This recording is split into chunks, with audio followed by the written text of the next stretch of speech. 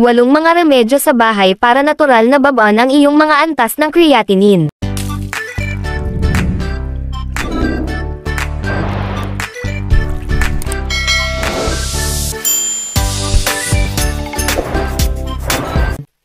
Maaari mong mapababa ang iyong mga antas ng creatinine at suportahan ang kalusugan ng bato sa pamamagitan ng pag-iwas sa ilang partikular na supplement, gamot, at iba pang substance, gaya ng sigarilyo.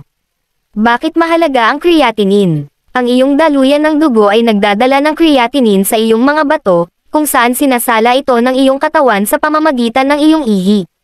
Gayunpaman, kung ang iyong mga bato ay hindi gumagana ng maayos, ang antas ng creatinine sa iyong dugo ay maaaring mabuo. Maaaring suriin ng iyong profesional sa pangangalagang pangkalusugan ang iyong ihi at dugo para sa creatinine, pati na rin mag-order ng iba pang mga pagsusuri upang suriin ang kalusugan ng iyong mga bato. Ang isang normal na antas ay depende sa edad, lahi, kasarian, at laki ng katawan. Ang mga abnormal na antas ng creatinine ay maaaring senyales ng sakit sa bato. Maaaring kailanganin mo ng creatinine test kung mayroon kang mga sintomas na ito. Mga pagbabago sa pag-ihi, dalas, pananakit, pamumula, o dugo. Kalamnan cramps, pagkapagod, pagduduwal o pagsusuka, puffiness sa paligid ng mata, pamamaga sa paa o bukong-bukong. Ang iyong doktor ay maaari ring magrekomenda ng regular na pagsusuri sa creatinine kung mayroon kang alinman sa mga sumusunod na kondisyon, na maaaring mag-ambag sa pagbaba ng function ng bato. Diabetes, alta presyon, sakit sa thyroid, mga sakit sa autoimmune, bacterial infection ng kidney, isang baradong daanan ng ihi, isang family history ng sakit sa bato.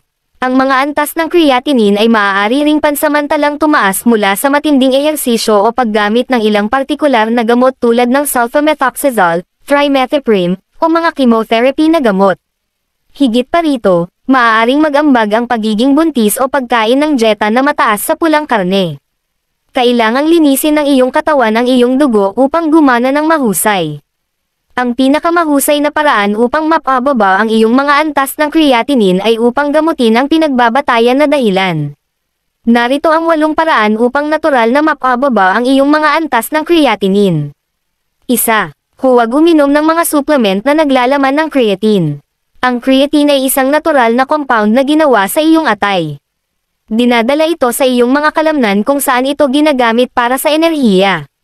Kapag ang creatine ay ginamit bilang enerhiya, ito ay nagiging creatinine, isang metabolic byproduct. Bilang karagdagan sa natural nitong anyo, available ang creatine bilang isang oral supplement. Ang ilang mga atleta ay gumagamit ng mga suplementong ito na gumagawa ng creatinine upang makatulong na mapahusay ang pagganap ng atleta.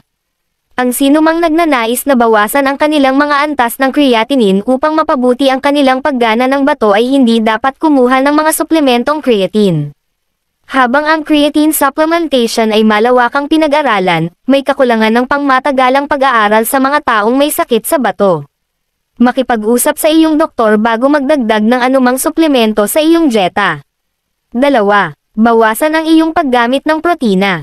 Ipinapakita ng pananaliksik na ang pagkain ng maraming protina ay maaaring tumaas ng mga antas ng creatinine, kahit pansamantala lang. Sa partikular, ang lutong pulang karne ay maaaring makaapekto sa creatinine. Ang init mula sa pagluluto ay nagiging sanhi ng creatine na matatagpuan sa karne upang makagawa ng creatinine.